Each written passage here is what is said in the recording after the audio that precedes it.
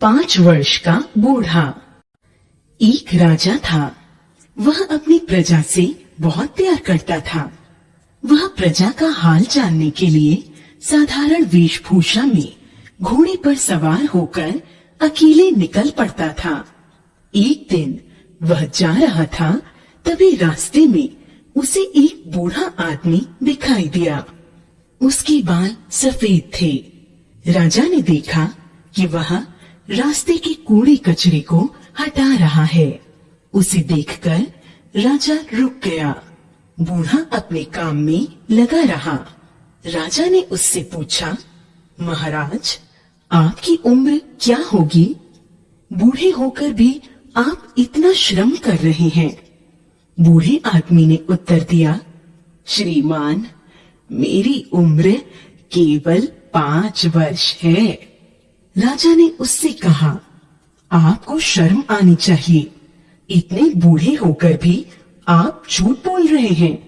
आपको 80 वर्ष से कम उम्र का कौन कहेगा? बूढ़ा राजा की बात सुनकर मुस्कुराया।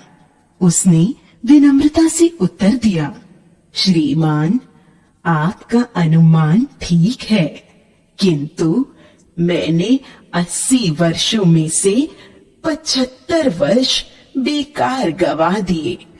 राजा ने पुनः उससे पूछा, वह कैसे?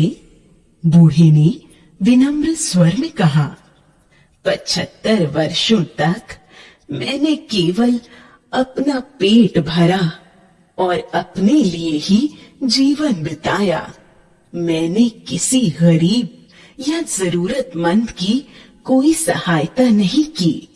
मैंने समाज की सेवा का भी कोई कार्य नहीं किया। श्रीमान, मैं पिछले 5 वर्षों से ही जीवन का उद्देश्य समझ पाया हूँ।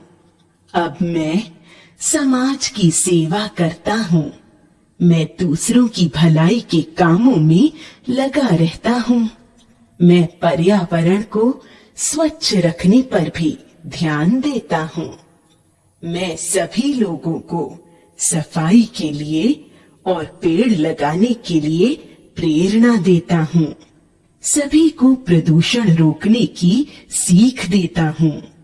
प्रदूषण से पर्यावरण बिगड़ जाता है और कई प्रकार की हानियां होती हैं।